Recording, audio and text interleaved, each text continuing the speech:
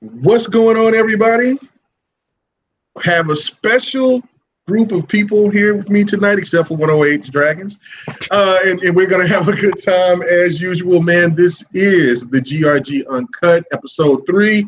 And I brought a familiar face, a couple of familiar faces, but also a person that came on to GRG Uncut once before, and I'm happy to have him back, but he brought his best side with him, and that is Moxie. So let's start off with our guest, with the lovely Moxie. What's going on with you? How you doing?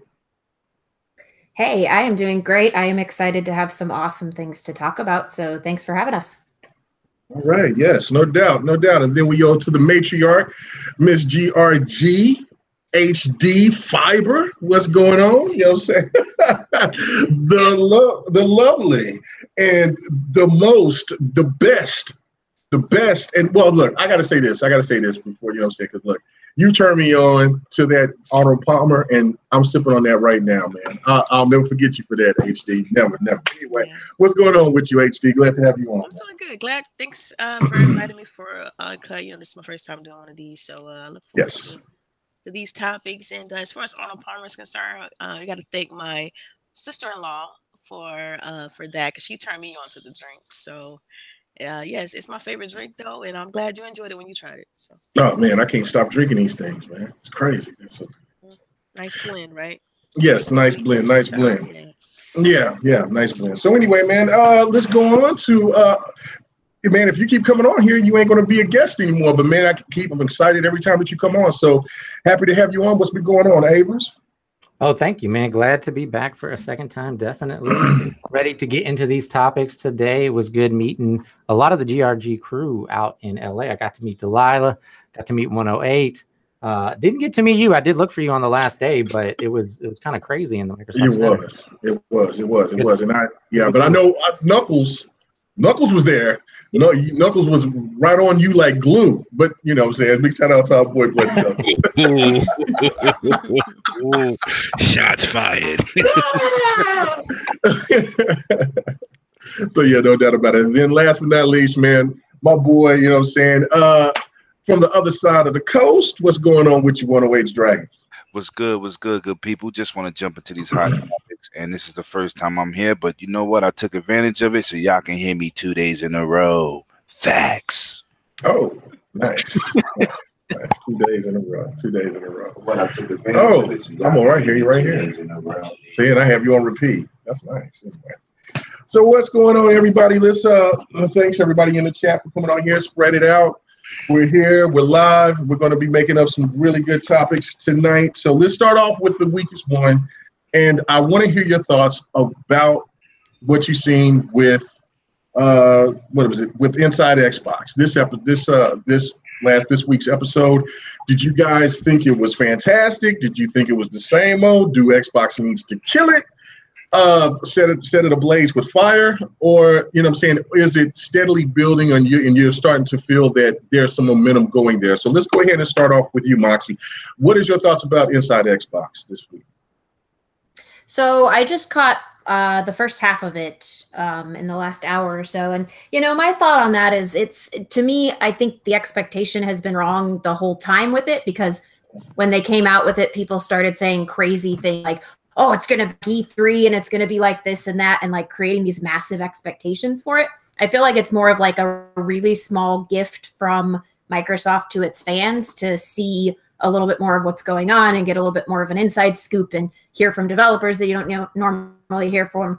So that's kind of like my whole Inside Xbox perspective. I think low-key is good. I think they're yet to fall into the category of too low-key for there to be a point. So I think they should keep it going. I think sometimes they have fascinating things that they do on the show and sometimes they don't, but I was excited to see the things coming into Games Pass because you can see Microsoft's strategy there.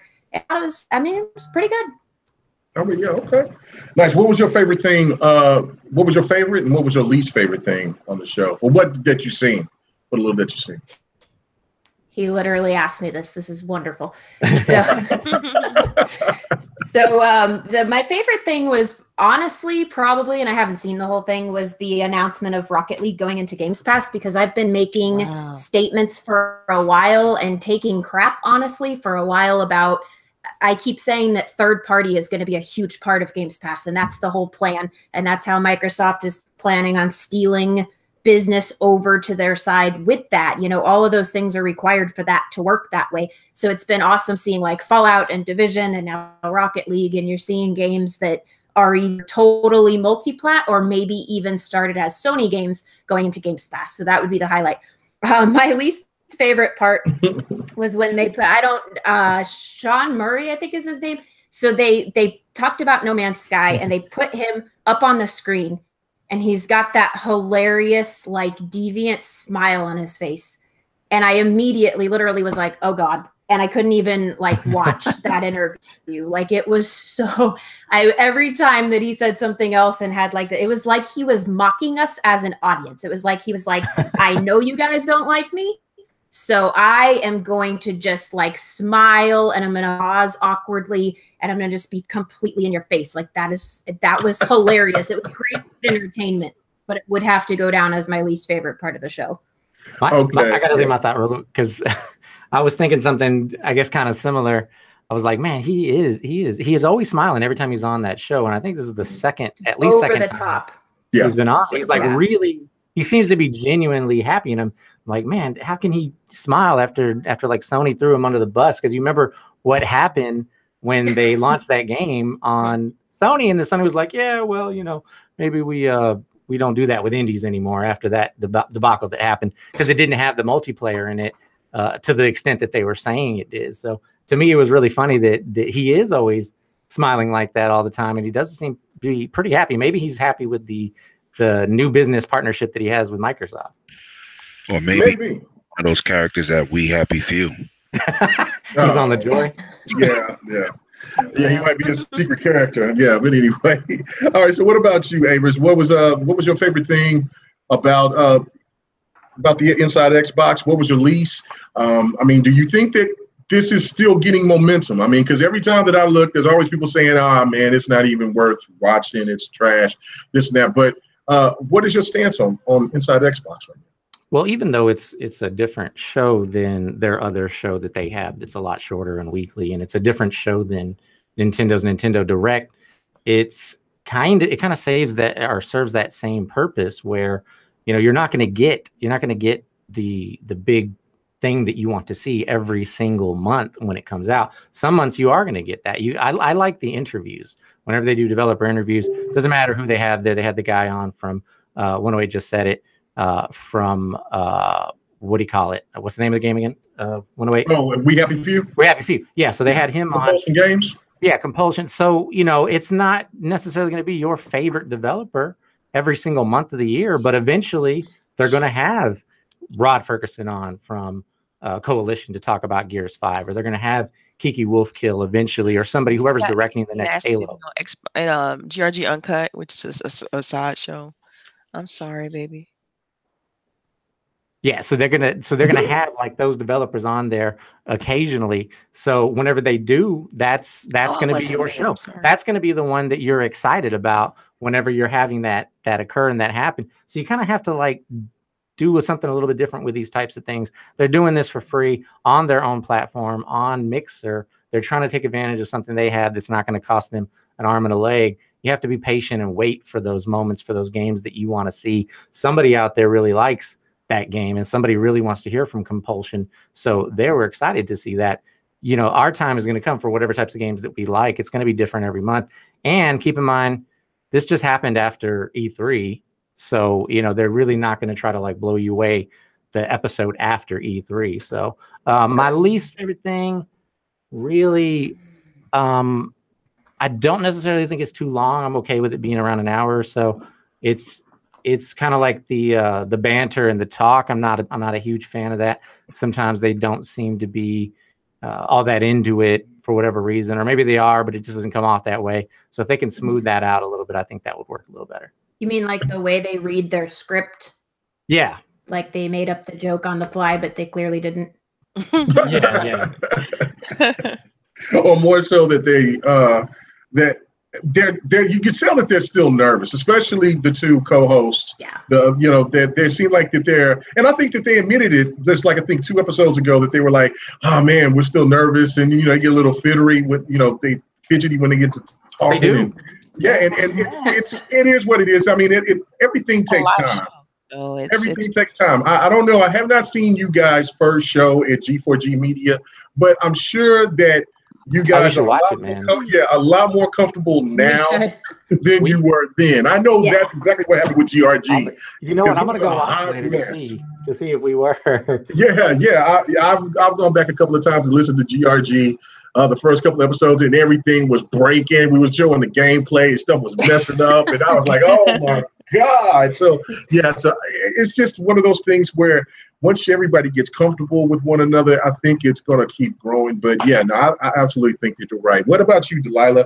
Shout out to my husband for completely walking in, and I thought I had myself muted, so I do apologize. You was over there talking. You talked real sexy. He was like, so that loving voice. Baby, I'm doing a side thing. It's a side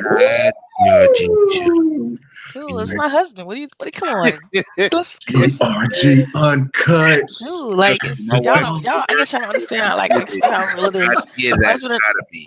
This is Uncut. I guess I can share a little bit of information. My husband and I've been married 6 years. So it's still very, very real between us. So man, whatever. Anyway, let's get back to the topic. Y'all still be spooning and stuff? I mean, that's after so long, I mean, all right, go ahead. I'm still very much in love with my husband. Stop playing. Anyway. All right, go ahead. So as far as me in regards to the Xbox, what was it, Inside Xbox? They do still seem very nervous. So I agree with all you guys on that assessment. And so you asked what was my favorite part. You asked what was the best part and what was the least favorite. Yes. For me though, it's definitely, you guys already know from numerous conversations we had on GRG how much I can't stand No Man's Sky. Because I just feel like the way it kind of bamboozled the industry. You know what I mean? And like how the way the game was marketed, the things they talked about for the release, all the false promises. Like I absolutely hated the way they did that. And then they collected all this money, and I just feel like it was just kind of just misleading across the board. So I don't want anything to do with that game. I don't want to support that game, no matter how good the new updates are. So every time I see that, guy, I just get immediately frustrated, and I just want to turn off the screen or the TV or whatever and just keep it pushing. As far as my favorite part, it would have to be Forza Horizon 4, because I am, after playing it at E3, I'm extremely hyped for that game. I don't think I've ever been as hyped for a Forza game other than 4. I mean, it's amazing because these games are good year after year, and it just kicks everything up a notch. And it's like, how? These guys are very good at what they do. So I can't look. I look forward to that game. So yeah. Yes. All right. Okay. And then 108, before I get to you, I got to pay the bills. Thank you, Cyrus Burke. He said, nice to see Moxie, Avers, Lemon, and Delilah in the building. Can't forget K Mega, the host. Oh, don't mind me. I'm just here to watch fanboys and their narratives die. My second favorite pastime. Of course, yes, you do want to see these fanboys perish in the wind. And while we sit here, we'll talk about gaming. Now we'll be worried about all that other extra. So anyway, if some of you guys that may be here already, maybe new to this, okay, the reason why I do GRG Uncut is because GRG is large. We have a big panel. So when the last time that we did have G4G Media come on, Moxie and Avers, and everybody else that's been on, it's been kind of chaotic because we have too many people, and then they don't get their proper time to go into and to talk. So here for GRG Uncut is more for the guests and the panel to get to the guests to have more of a voice, and then just bring a couple of GRG family with us. You know what I'm saying? Hopefully, I was trying to catch the Don, but I can't catch him, man. He's out there probably milking a cow or something, or nibbling and probably help feeding a baby bird by mouth. I don't know. He's out there always doing some shit with nature. But big shout out to my boy, the Don. And anyway, let's go to you, 108 Records. I had to just say that right fast. You know what I'm saying? I had to take a shot at Don. I'm cut off my AC because I want y'all to hear me. Y'all not going to like what I say. All right. What was your first before you say what you're going to say? What was your least favorite and the most favorite thing that you've seen from the show this week? I'm with Delilah after playing Forza at E3. Excellent outing of a game. I'm opposite of Ava's. I know everybody want to see these devs talk about the game, but if you know Peter Molyneux and that other from Remedy, when they explain a great game, as soon as they start talking, it makes you don't like the game. I don't know how to explain it. And I'm tired of seeing these developers on even on the IGN stage, and they just sit around and they're explaining. They're boring. They have no charisma. They have no personality. It's like they're all reading from cue cards, or they saying the right thing in the perfect situation. It looks like a pre-rendered scene. You understand what I'm saying? Yeah. And even if you get a goddamn game tester who can really tell you what the game is about, and he has charisma and he's funny, or let them talk about the game. These devs are corny. And I talked about this on my channel the other day. I gave it a 6.5 because I was bored halfway through it. More than halfway. They don't know how to explain the game, or even when they do explain it, they don't even get you enthused about it. Inside Xbox is great in terms of, because like the Nintendo Direct, it's straight to the point. Oh, we have Smash Brothers. And guess what? At the end of this, we got a surprise. And then they'll flash something. So they doing what they need for their fans in terms of what they need. But for Inside Xbox, I know E3 just passed. You could have had a little sneak peek of Crackdown. Even if you just showed the word, people would have got hyped. They don't pizzazz anything. That's one thing Sony has. Sony will do something and just throw a fan favorite thing in there. Like Nintendo do the same thing. But all this developmental talk with these devs that just, it's like drinking plain water when you want a drink. You know what I'm saying? It was corny, man. I'm an Xbox guy. That shit was corny. It took me a long time to stop and play, go to the bathroom, come back, get a burger, keep man. But have you felt that about every single episode? Yeah. Except for the State of Decay one. Because I was really see, there was one because it was the game you wanted to see. But the dev was showing the excitement he had for the game. These dudes is like, hey, Avers, you will definitely enjoy this game because he planned it that way. And, it's like, it's just different. Everybody can't explain the game. Peter Molyneux is a genius, but when he talked about Fable, you wanted to kill yourself listening to him. He's one thing I want to remind you, though, usually these developers, a lot of developers, I'm not saying everybody, but a lot of developers, because I work with around a ton of them, are introverts. So, like, they're not used to public speaking and being out there talking about things like this. Normally, they get a PR person to talk about their game. But Delilah, I agree with you. That's why I said get the goddamn game tester if he's more charismatic than these dudes. That's what I said, because they're boring. But I don't want to use that as to being like the full downfall of the show. I just feel like I agree with Moxie in the fact that we misrepresented the show from the beginning, so our expectations are already kind of high for it. That is true. Yeah, people want to see secret games and big announcements. That's not going to happen. Once in a while, maybe, but on a general basis, they give you the information for what they're trying to sell to you next. But you got to stop the scripted stuff. You got to stop the corny jokes. It's corny. It's corny. I'm looking at it like, Jesus Christ. Larry Herb is like the funniest dude, and he's not funny. You understand what I'm saying? Yeah. I just looked at that last. The show kind of pulls Major Nelson back a little bit from his skill level and talent level. I was joking about that when I was watching it. I was like, he must be just like so upset to have to do the show with people that don't normally do this for a living. Everything's a cue card. Well, I think he's trying to slide to the back. Like, I think they really want to segue away from Major, but you still got so many people that are fans of Major, and so they're in this like tight spot between trying to replace him and trying to keep him around. So when I met him in New York, he was so laid back, calm. Yeah. In Greenberg, I met the dude for 20 minutes. We talked. He was funny. Even Phil, I used to be like, I don't like Phil, man, because I figured he was corny. But when I got to talk to him, it was a different atmosphere. You understand what I'm saying? But the black, I don't know the black dude name. It's like, hey, yeah, I was going that way with it, and they looking at him like Ricari. Well, yeah, he's corny, man. It just looks scripted. Hey man, don't let Lady Infamous hear you say anything like that, or maybe she's in love. That's different. You so cute. Ricari,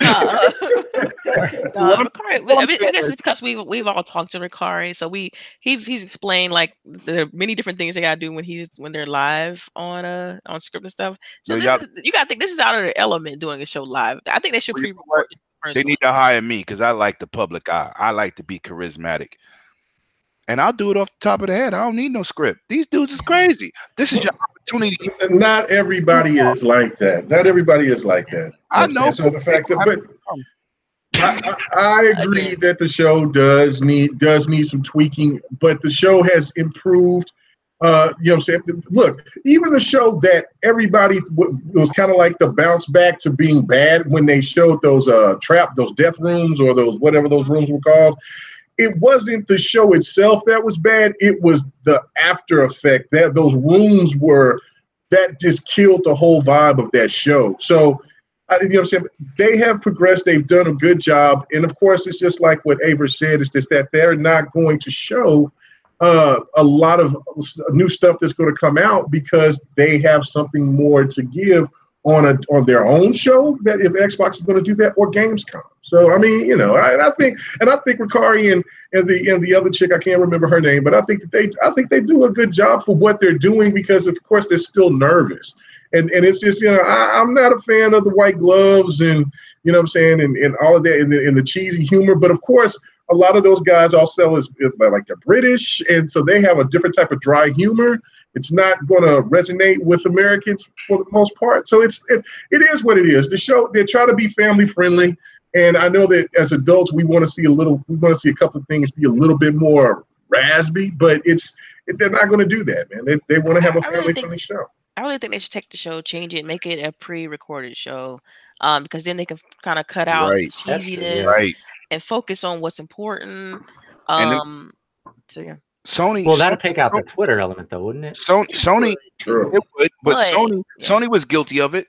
Those 5 days leading up to E3 was just like inside Xbox. Yeah, that was horrible. Yeah, those 5 days I tuned in. Yeah, we're gonna get some spice. And then I said, what the hell is this? It was inside Xbox with less stuff. So I'm not saying Sony's perfect. I'm just saying they had they stretch of that crap too, because that was garbage too. They should have just skipped that and just went straight to E3. That was a waste of time too. But I'm just saying, I mean, I don't like somebody explains a game to me and they don't look enthused about the game. You're not selling it to me. You gotta sell it. That's all. All right. Okay. Bailey's in the chat real quick. He said I like some of the jokes, and he said, like you said, K-Meg, he said so dry. So I mean, some people do kind of like everybody, but yeah. And like the white gloves thing, some people will be asking for the white gloves. Where's the white gloves? You're like, I'll be looking at the chat, and that's what people be asking for. It's weird. So like what people may like, you may hate, and you know, vice versa. It's just.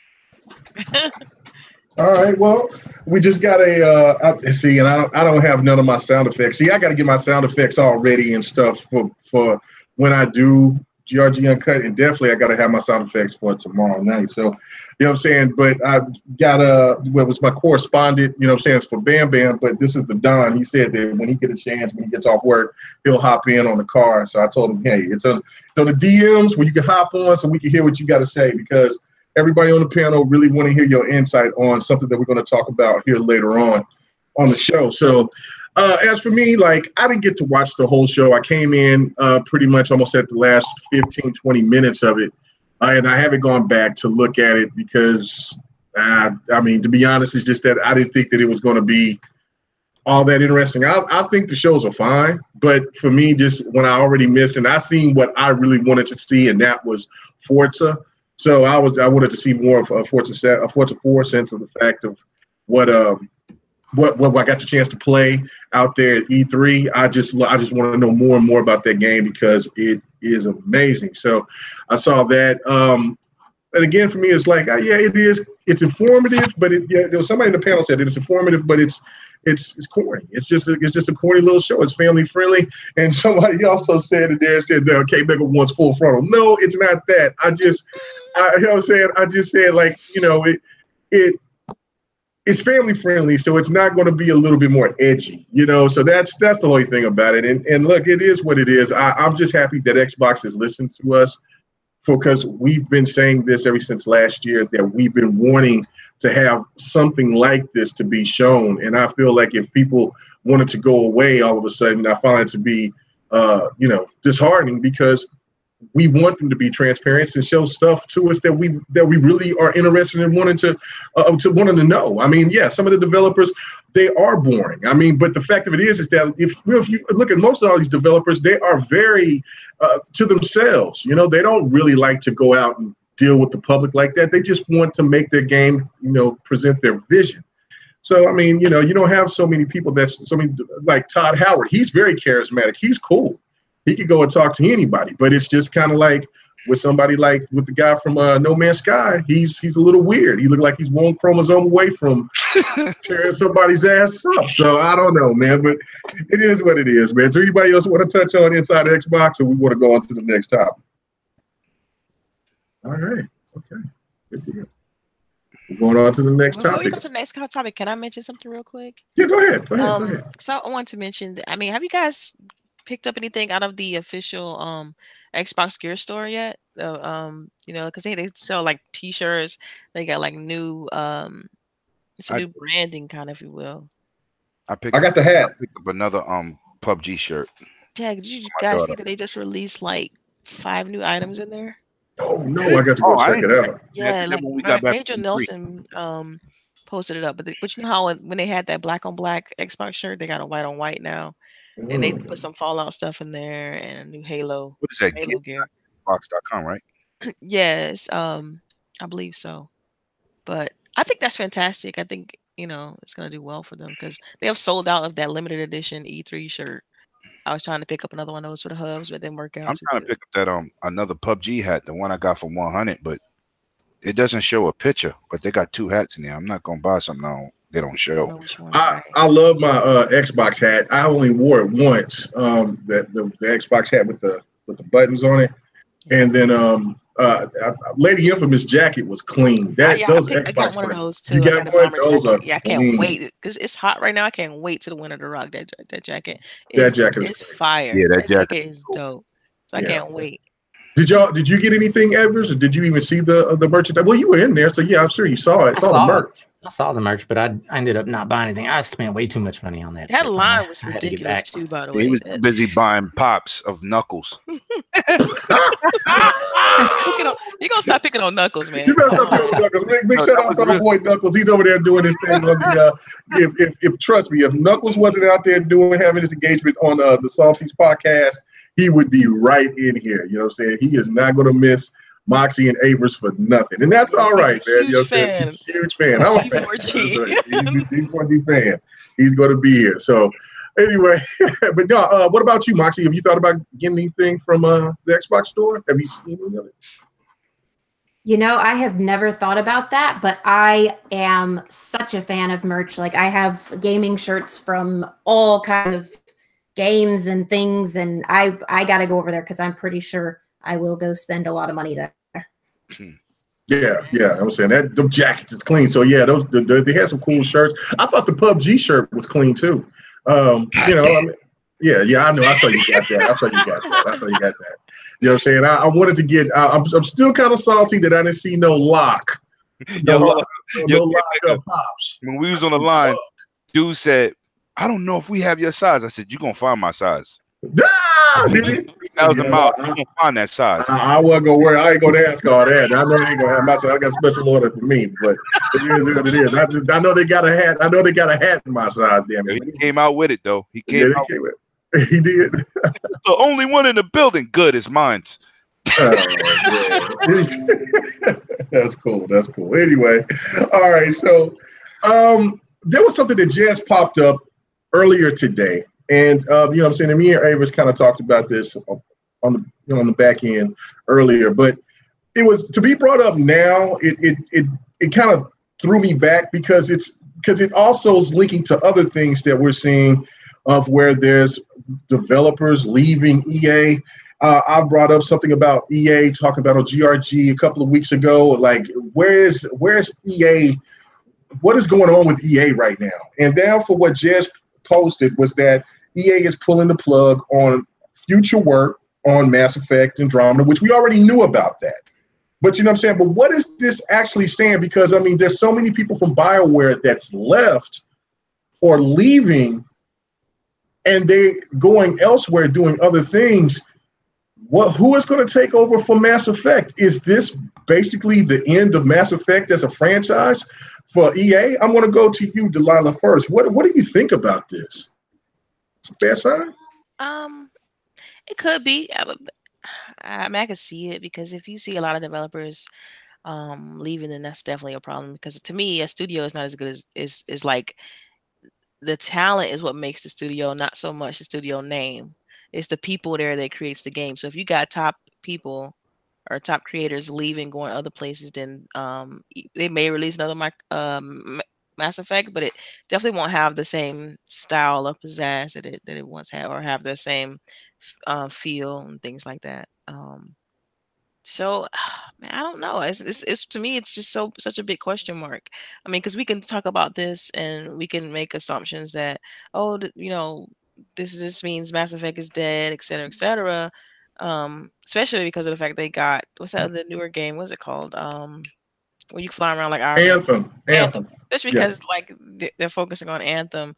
I could see them trying to make a transition from Mass Effect, but I wouldn't necessarily call the IP dead, because to me, I still think it could be a revenue generator for them in the future. But I don't know, man. So. But when you have you got lead developers, and it's not just one; it's so many other people that they've made. You know, we're talking about people that's gone back from making KOTOR. Like, these guys, you know what I'm saying? That's a telling tale to me that makes it problematic. That even if Mass Effect isn't dead, it's not going to be the same, because it's not going to be the same people that's working on it. So we already seen when other people worked on Mass Effect that it didn't have the same charm or pizzazz. People ripped it to shreds. I think that the game was better than what a lot of people presented it out to be. But, I mean, the damage is already done. So if anybody else tries to make this game, it's going to still get backlash. So what do you think about this, Avers? I'm not sure what to think about Mass Effect. I think if the next Dragon Age game does very, very well and people support it, and that shows everybody that type of RPG that comes from the same type of quality of development team can be successful, can make money, and make the fans happy, I do think they're much more likely to go and do another Mass Effect in the future. But if people treat this next Dragon Age the way they treated Andromeda, I don't think we'll ever see another Mass Effect, at least not from EA. Not sure if they could sell that off, if somebody else could get that IP at some point in time. Possibly in the future, you might see a reboot, a soft reboot. But like I said, I think it depends on the success of their next few games and what EA is going to do and how much that company is going to continue to change. Yeah. And Miso Newbie keeps saying that, well, they're working on Anthem. Okay, now look. James Olin, I think I pronounced his last name right. If not, then let me be country. But if he just posted something just earlier today stating, after 22 years, I have retired from BioWare. I love the time with Anthem, Star Wars, Dragon Age, Dungeons and Dragons, but I need to take a break from the industry and work on something a little smaller and more personal. This is another developer, another lead developer. This isn't, you know what I'm saying, this is a lead designer, director, creative director. This is like, I mean, a guy that's been on this team for 22 years. So again, it's not like, you know what I'm saying, the games that they've worked on that we've all loved, they're going to be different in some way, shape, or form. They probably have the oversight to work on Dragon Age and on Anthem, but for Mass Effect, who is going to be left for them to work on that when that comes around? Because you see what I'm saying? So I don't know why he keeps trying to like, oh, it's all good. Everybody could just go on in and make something just because they got the blueprint for it. That's just not how that works. when people put their love and passion behind something and people feel it, they know it. And when you bring somebody else in there and try to give that same type of love for it, it's got another person's DNA on it. And gamers and people that watch movies, they know it. They know the difference. So Moxie, what is your thoughts on this? I mean, am I tripping? Am I really the one bugging here, or is there something to be concerned about with EA and with Mass Effect?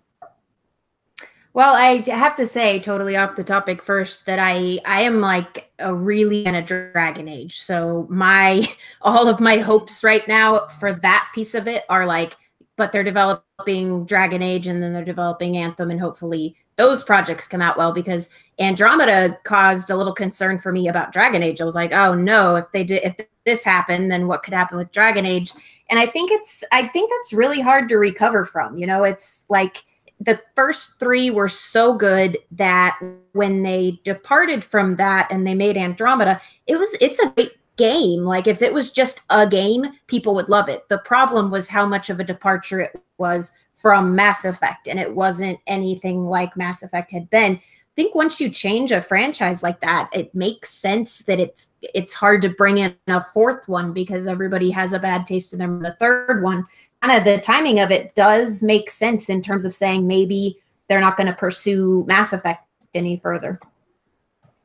Yeah, and that's exactly what I'm, maybe look, EA has been making a lot of turn. I mean, you would think that, like I said, it's no offense to Miso Newbie, because he's over here like, yeah, you're tripping. And I get that.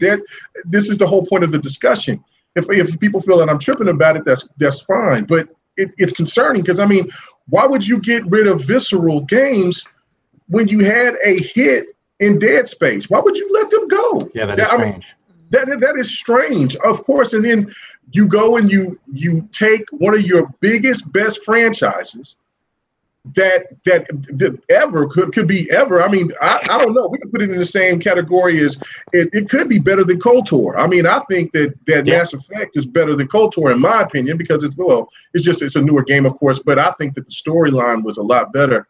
But it's still the fact that it's concerning because EA is going a whole nother direction. Why would you let some other developers work on a Mass Effect game? That should be their baby. I don't know, man. I know that they got Anthem and they're supposed to be big and they want to go after. They want to go after and get that market, but because Destiny is getting big numbers. But I don't know. It's still concerning to me. EA seems to be struggling to find their identity right now. You have companies that like Sony and Bethesda that are going all in on single player games, and they're saying that's what our company is primarily. That's what we're going to push in the future. We know what we are, and we're comfortable with it. And then you have companies that are going pretty far in on games as a service. You have Microsoft doing that. You have Ubisoft doing that. Definitely, they're doing it very well, and they're stating it proudly that they're successful. And I think that's one of the topics that we're talking about. So you have companies that know their identity. They know where they're going. EA is like, what do we do? Like, we can't do this. We can't do that. They feel like they're not having successes, even though they have made money off of stuff, like you said, like Dead Space. But they canceled it, closed down the studio, shut down the game, fired Amy Hennig, or she left on her own, however that ended up happening. So they don't know what to do right now in this period where they can't find their identity. And it really is going to hinge on the success of their next couple games. Yeah, like I was thinking about this, and it's like sometimes this happens when you have people who are like top investors, because I think EA is like a publicly traded company, and this is what happens when you have some change at the top. They feel like, oh, this industry didn't sell a certain amount of numbers, let's just change or switch direction, that kind of deal. So this probably came from the top. As far as Dead Space is concerned, like, this franchise is not as big as the Mass Effects or the Dragon Ages, so let's just get rid of it, pivot. And so I mean, these things happen all the time. Yeah, these type of things happen all the time. If you think about Xbox, is to make a parallel here. I mean, Xbox has started getting better to the top change. They made changes with the person who's the head of Xbox, and switched around some investments, but it took time. I think EA is kind of going through that same kind of transition where you got a lot of the core talent leaving these teams, and they feel like they probably can't produce or meet the expectation of the gamer, or it could just be purely based on money. is from an investment standpoint. So. Okay. What about you, Dragons? I'm gonna say this for the record, man. EA problem is one problem and one problem only. Delilah hit it straight on the head. It's too much invested with the investors. Battlefield 4, 2 generations of consoles, 360, PS3, Xbox One, PS4. Game was not ready. They made DICE put it out. They was trying to fix it on the go. They want money. Now, loot boxes, they got ridiculed on the last Battlefront because they're aiming at money. They have to take a step back like Ubisoft did with Assassin's Creed and says, listen, we're not putting out Assassin's Creed to get the first 3 million people to buy. We'd rather have 20 million in sales because people enjoy the game and get longevity sales than just get the first 2-3 million, which is still a successful game. You understand what I'm saying? EA has to take a step back and say, listen, let's make a good game. Now, Andromeda was not a bad game. There's nothing wrong with the game, but there is some things wrong with the game. The technical aspects of the game, the animation, the emotions of the characters, simple things. The game is awesome, but it, as a Mass Effect retard that I am, those characters you fall in love with, you get involved in the situations, you get wrapped up in it. This one was so plain in terms of just the animations, the emotions, the reactions to a bat. I mean, you see 50 people get blown up, and then the reaction of the characters is like blank face. You understand? It was so many technical problems.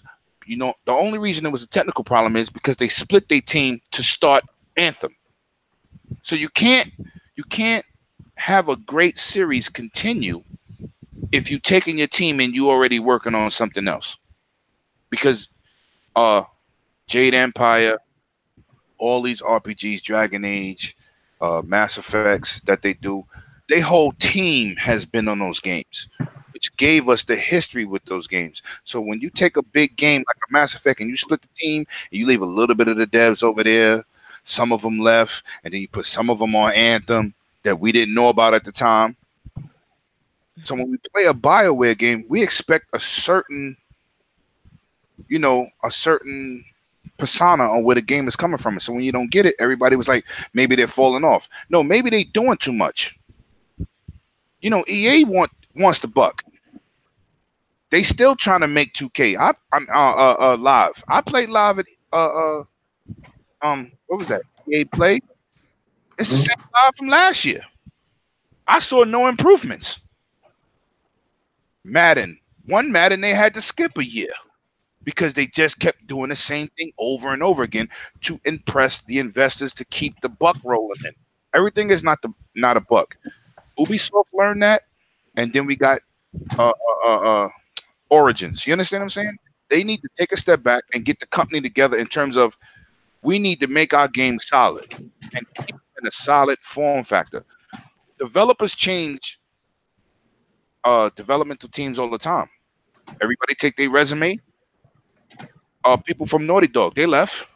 Santa Monica Games, they left. That's not new to the business. You understand what I'm saying? They have to keep the quality up. It's not about quantity, it's about quality. So when people play Mass Effect, they didn't see the quality. I mean, I played it in the beginning. I was like, I'm not playing this till they patch it. But the game is not bad. Compared to what RPG that game is bad? Only itself, because it's held at a high standard. Yeah, but this is the problem though. I mean, you're right, but this is the thing that has me concerned is that it seems that EA is taking what we'll be talking about here a little bit later about the single player game versus the multiplayer game, and basically saying, look, we can generate a lot more money if we make a strong multiplayer story-driven game. And that's because just look at what's going on with Destiny. Let's go ahead and try to go and get into that market, and then they make an Anthem. And I have no doubts that Anthem is going to be dope. I think Anthem is going to be probably one of the best games of next year. But I agree. But the problem, but the fear that I have, let's just put it like that. The fear that I have is that if you go that route and see that game generates a whole bunch of money, that you'll definitely not want to come back to Mass Effect and go through the through your publishers or whoever that you got, your higher ups, that you want to come with this budget for this game, and you know gamers are going to want that game to be bigger and better, and they're going to say, no, look at what Anthem's doing. We don't need another Mass Effect. And if you are going to do it, then it's got to be the B team to try it all over again, and which means that Mass Effect is dead. That's what I hold on. Mass Effect can't be dead because there's more fans for Mass Effect than anything. I'm saying in a sense of where it lost. Because look at what happened to Andromeda. Andromeda failed miserably. But listen what I'm gonna tell you. For something to get better, sometimes you need a hiccup. That's right. You understand what I'm saying? Halo had a hiccup. And Mass Effect had a hiccup. Assassin's Creed had a hiccup. Assassin's Creed had a hiccup. Need for Speed still got hiccups. You understand? Gears of War had a hiccup with Judgment. It happens. God of War had a hiccup with Ascension. It happens. The point is, what do you do on the next game? All the other games kept all those games that you said kept those original developers. No, not all of them. Everybody changed teams. Oh no, Santa Monica to make God of War, the same people.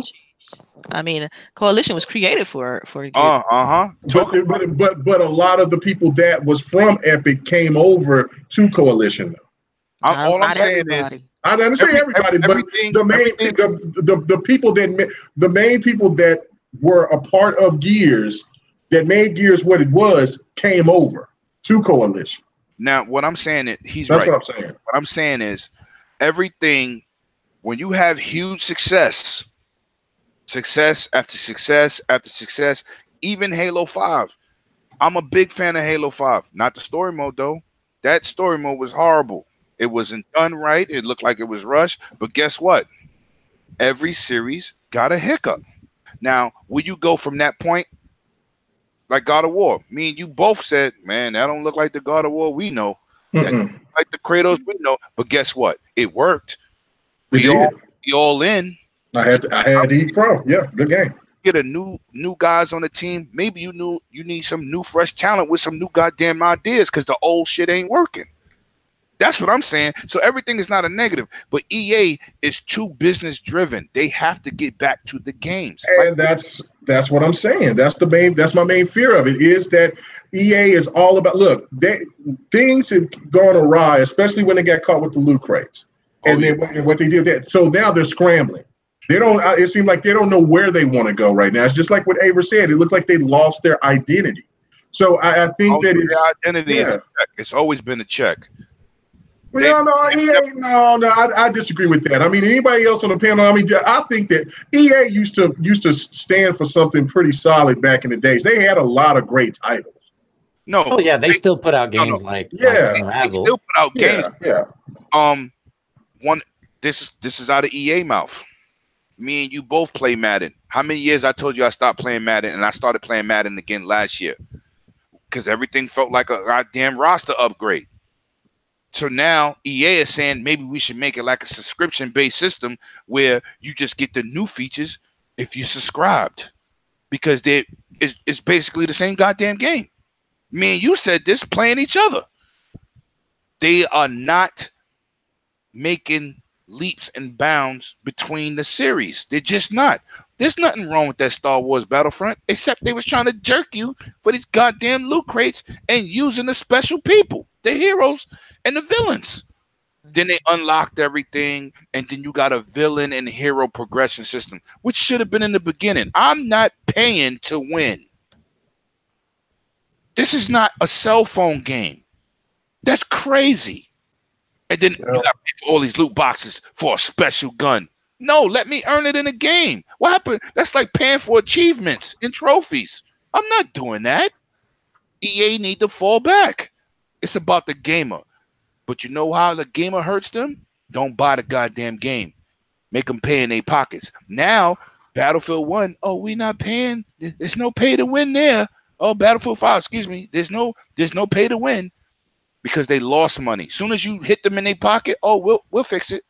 Well, I mean, yeah, that's the thing, though. Yeah, you're right. It's about pockets right now for them, and all it is. And look, they're going around by saying, look, Anthem is their future, not another Mass Effect, and that's why I'm concerned about it. I don't know. They got to come back to Mass Effect because there's millions of Mass Effect fans. I don't know. Millions.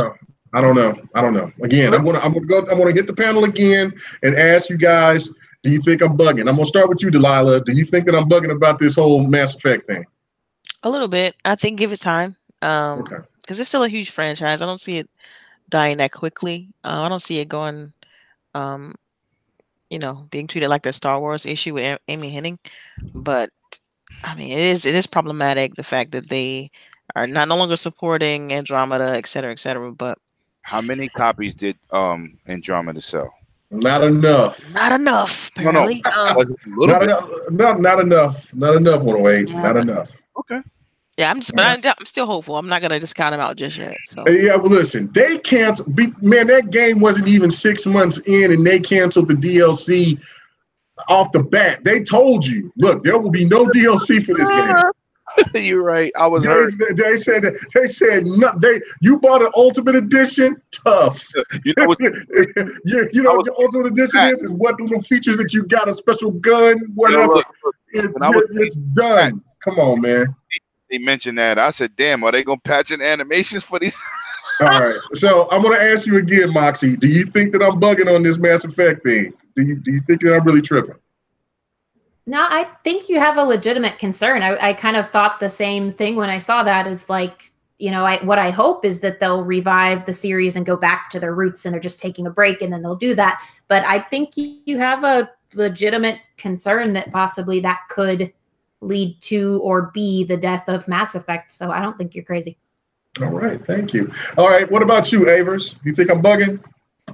I don't know. It's complicated. It's, Very you definitely have a concern, obviously, but I don't know. I don't think we'll see another Mass Effect. So I'd say, yeah. Ouch. Yeah, I heard.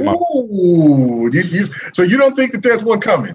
Well, give me a reason why, though, Avers. You got to give me an explanation on that. Why you don't think it's going to come? Well, I mean, take a look at what they did with previous BioWare titles that they had. So when they purchased BioWare, they could have continued to make sequels to all the BioWare games that sold very, very well. But they didn't, like they did Tor instead of KOTOR 3. They could have at some point in time put that into production and continue to make that. They still had the Star Wars license. They were still making that game. They got canceled recently. So it's not like they didn't have access or ability. They just decide to stop stuff. Like I've heard that they made money with the Dead Space games, with all three, and they just decided they didn't want to do a part 4. They're kind of odd, actually. I mentioned it earlier. They have games like Unravel and Unravel 2. Like, they didn't make a ton of money off of those games. Same thing with the other Joseph Fares game that recently came out. They're not making a ton of money off these games. What was it? The Mirror's Edge games. They did 2 of those. They weren't super successful. They weren't. There's not like a lot of DLC or anything. You can get a Mirror's Edge for like $4, $6 now. Pretty quickly after it came out, you could get it on sale. So yeah, they make odd moves sometimes, and they're hard to predict, and they don't seem to be very into doing tons of sequels to stuff. Yeah. See. All right. And now this is a great segue to get to the next topic.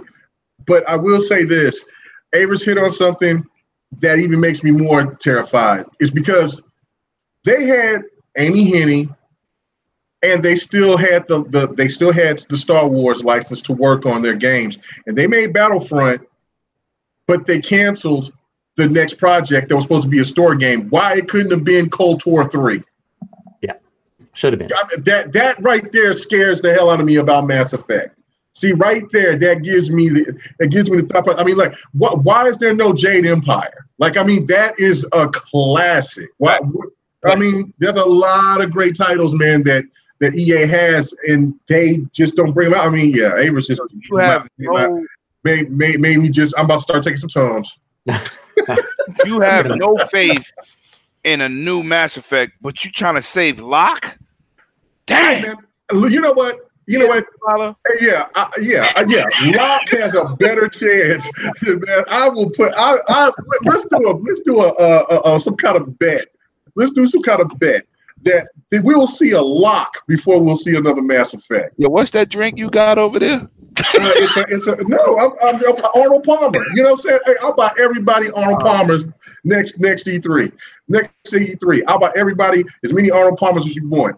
This, we will see another Locke appearance before we'll see another Mass Effect. It's called Luke Cage Season 2. Okay, all right. Well, let's get to this next. So you telling me that I'm bugging? I got you. All right, I ain't gonna even ask you then. Okay, so let's get on to the next topic, man. Golly, so this goes into what we were talking about just a second ago about Amy Hennig. Now she made she got interviewed, and she was with Mark Cerny, and they were talking about single player games. Now if you listen to GRG, we talked about single player games versus multiplayer games, but this is just basically talking about single player games and the future of them, because basically it's not looking very good if you listen to what Amy Hennig's article, what she said in this article is pretty crazy. So I'm going to read a little bit. She was saying, she says, well, let me just start it from right here. All right. It says that it isn't substantial, but I think it breaks the purpose of a single player game. Well, hold on. Okay, she says, I'm saying to some people here, I play games because I want to finish them.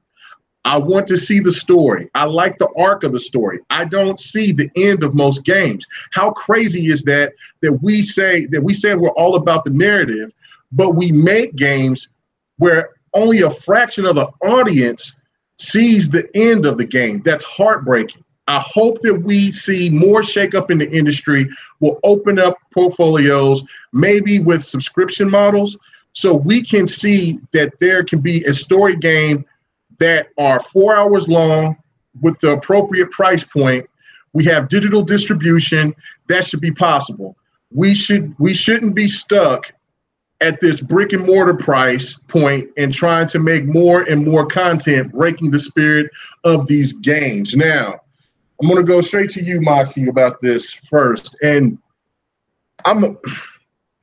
this was kind of telling that, look, there's a lot of people that wants to bring up about single player experiences and how great they are and how that they'll never die, things of that nature. But you're listening to a writer and how heartbreaking it is about these single player games, that when people may buy these games, but the majority or a big, huge fraction don't beat them. Like, I just got finished beating God of War last week, and I seen that it was around 51 to 52%.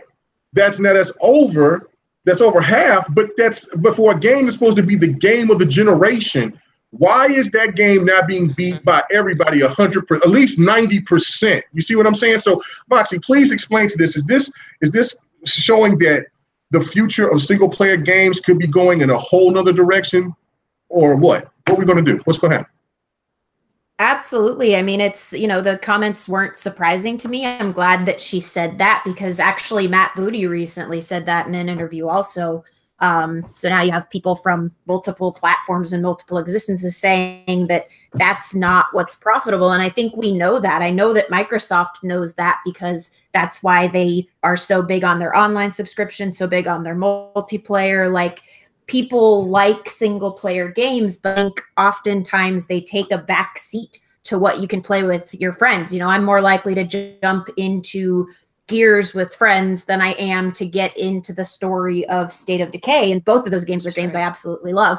So, I mean, to me, it was like, oh, somebody finally said this, but everybody's been hinting at it. It's always been the case. They're really expensive to make. They take a lot of input of time and money and energy, and then there's no continuation. You just play them once and then you don't finish it because you go play Gears for the next 3 or 4 nights. And then eventually you go back and maybe you finish it, but it's not your priority. And it makes sense because it's the most expensive to develop. And then it's got the least that's bringing it back to what people really actually aim for. And the reason that people load up a game, it's kind of almost abandoned when it comes to single player. So I was really happy actually that she said that, because she's in a position where, you know, she can start to bring light to that, because that's definitely a very real issue. Every time that I always kind of speak about Microsoft and their profitability by saying games like Gears and Halo for Microsoft, that's actually what pays for the single player games that they come out with, like Recore and Quantum Break. Like they have to find that budget somewhere, because they can't guarantee it'll recoup for itself. So they get that budget from their multiplayer games. Right. Okay. So before I get back to ask you another question, big shout out to Stop 6 Doc for the $5. Appreciate it. He says, "Sup fam, just showing some love. Thank you, man. We appreciate it. We appreciate you stopping by." Our boy Fonzarelli, that was one thing that he used to bring up all the time, that he hated DLC, that he couldn't stand. Of course, the loot crates. I could definitely see that point, but he didn't. He thought that all of that should have been eradicated. So I came up and thought of, well, I'm pretty sure some other people thought of this idea, but I brought up a point of saying, like, well, would you be all right if you paid $80 to $100 for a game, and that game came with the DLC and all that, instead, you know what I'm saying? Or you had like a tier to which kind of game that you want to play, and they eradicate all DLC, you know what I'm saying, loot crates, all that other stuff. And he would say, yeah, I would be down for that. So as you were seeing in this article that she was saying, she said, look, games are getting bigger and bigger and more expensive, so they have to go this route, because the bigger the budget, the more that they, you know what I'm saying, the more that these publishers are afraid to go and wanting to invest into these single player games, because they know that they might not get a return. So what would be a solution, Moxie? What would be something that they could try to do to try to get this to where single player games can make that money? You know, that's a point that I've made in the past, and I've taken a lot of heat for making, is, you know, microtransactions pay for a certain amount of the profit of a game. So actually the fact that in the last year or two, you know, we've really hyped up the whole war against microtransactions thing, like we've definitely given that more attention as an entire gaming community, that is hurting these single players further. That's causing that statement that Amy made to be made at the time that it's made, is like, it costs a lot of money to make a game. It costs an incredible amount to keep it going and keep it maintained. And they've got to get their money somewhere. The price of games has not increased in the longest time. It's shocking that games are still the same price right now that they pretty much always have been. So you've got to wonder, with everything that's changed about the costs and the technology and the inflation, where are they getting that difference? Well, a lot of times it's microtransactions is where they're getting them, or their season pass or their ultimate edition and things like that. Those aren't, like, I think everybody thinks that's icing on the cake and money in a dev's pocket.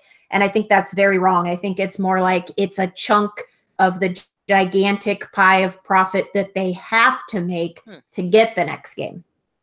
So it's, budgets are definitely going down, or at least staying the same, and expectations are skyrocketing. Now people want to make sure that there's no microtransactions. They want more, you know, time in the game. They want better graphics. They want everything improved. They want it all bigger and better, but they don't want to pay for it. So I've always thought of microtransactions as a way to get some people who are okay with paying for it to take part of that profit on for themselves, to where that makes it easier for the developer to get to that magic number that they have to get to. So that's playing a role in it for sure, because now they're all nervous. Even big publishers like EA are nervous to put microtransactions in. So that makes it even more true what she's saying. It gets even harder to put these games out. Right. Great point. Okay, so Delilah, when you look at these investments, right, and you see how much money that they want to put in, that they got to put in this game. Okay, like for instance, we've seen the trailer to Metro, how beautiful that game looks. But I'm a little nervous for Metro that it's going to sell. I mean, the other two Metros, they didn't sell very well. And so what is going to make this Metro sell well? It's not going to be the pretty graphics. I mean, you would hope that there was so many people that bought because those games were really cheap, bought that bundle, they got a chance to buy it and go support the game, because I think the game should be supported. It's a great game, but I'm nervous for this type of game just because of the reasons what we're talking about. Do you agree with this? Yeah, I mean, I'm nervous a little bit too because if they're not putting anything extra to kind of monetize their game, then definitely. I mean, you're seeing now that single player, as far as revenue, can't just do it by itself because when you compare that to the multiplayer games and how big of a revenue gap that is, I mean, you think about Fortnite and how much, man, the game's generating so much money per month, and then it's gonna be hard for a developer to justify, oh, let's just stick with our single player game when they could easily put the same resources and time and effort into a multiplayer game and make three to four to five times more money.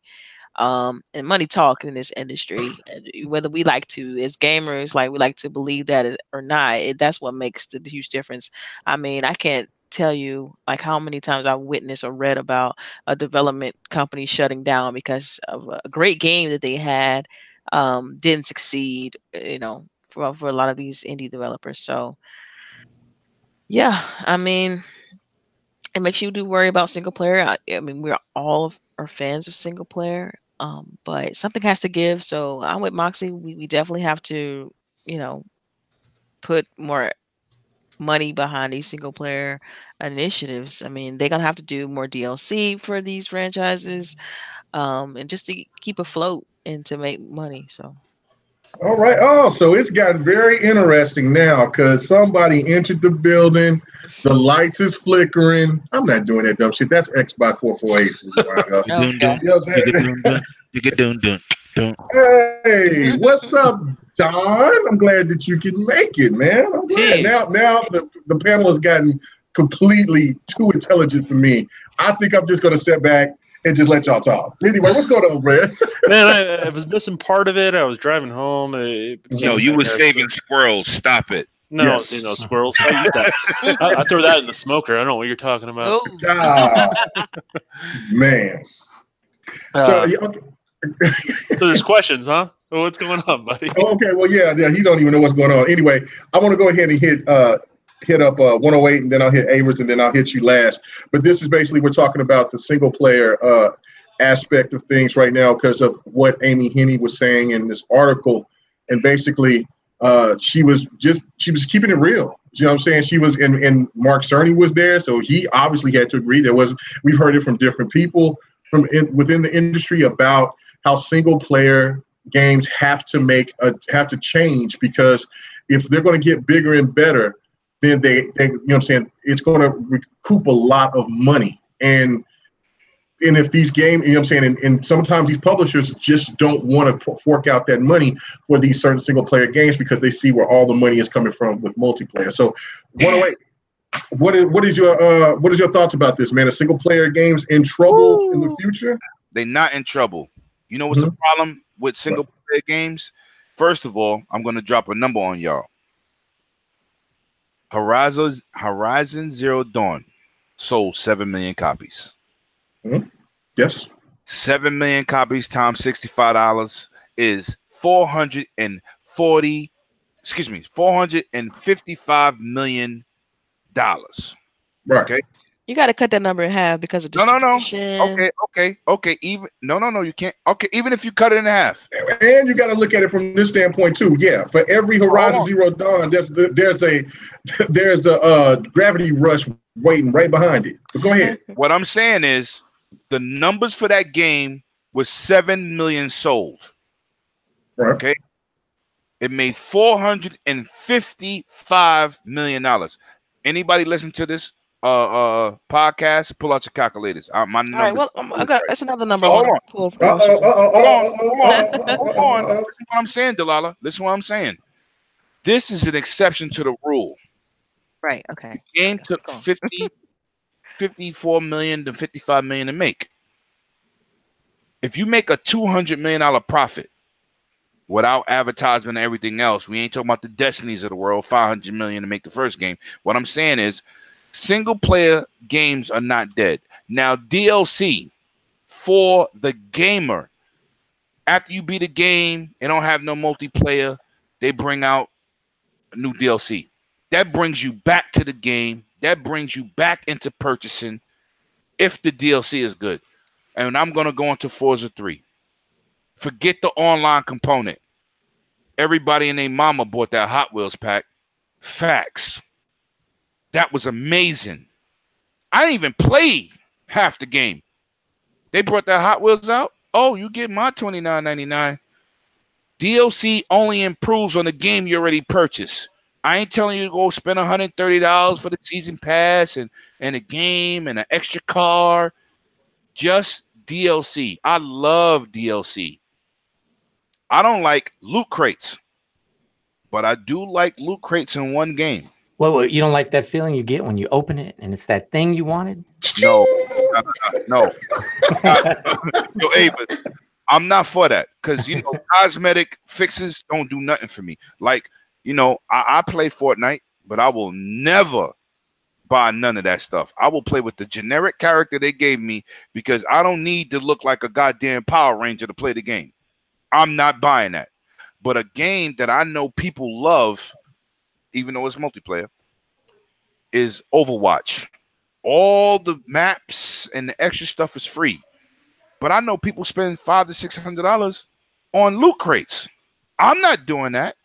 But if you enjoy that, it's an option. But if single player try to go with that model, they would be destroyed though. No, but I'm telling you where it works. Okay. We're just talking about multiplayer games that can somewhat get away with that. No. What I'm saying is I brought up Horizon Zero Dawn first. They don't have no multiplayer component. And what they did is crazy with their numbers. The DLC didn't sell the 7 million. But if they get a couple million people, they still benefit. Right, but also Sony's marketing machine is the best this generation. No question. No doubt, right. So I'm just saying, so like with Metro, like I keep bringing up Metro as this point because I don't see these guys going to advertise this game like that. Well, hold on. What I'm saying? Metro, so I mean, first of all, Metro is not a mainstream game. I know, but okay, but that game. Crowd. But how much money do you think that they invested into that game? That game looks epic. It's bigger. It's better. You can't anticipate that. We have to see because this is the first Metro with a real big budget. The other two didn't have that. So you can't go off the history of the first two games because it was a smaller development team. It's difference. This is the reality. If that game does not sell, if that game sells like the ones before it, they're probably gonna be some layoffs and some doors to be shut down. No question. So that's what I'm saying. How dangerous it is. Right. It's going to be. I'm nervous about that game. But what I'm saying is, a single player game can survive, but they have to put the work into it. Because let's just be honest. Horizon Zero Dawn, 55, 54 million. Most developers ain't even putting half the work it took to get to where Horizon Zero Dawn is at for a single player. So calling it expensive, $54 million ain't nothing. If you know you're going to sell 5 or 6 million. But that's the whole point. I mean, that's why publishers are afraid of that, though. All right. You rambled enough. I'm just saying. I'm done. Okay. I made my point. Okay. You made your point. Three. Matter of fact, 3. Okay. All right. Avers, it's your go. Do you fear of are you in the same boat as Amy Hening about the situation with single player games? No, I don't think I'm in the same boat with what she's saying.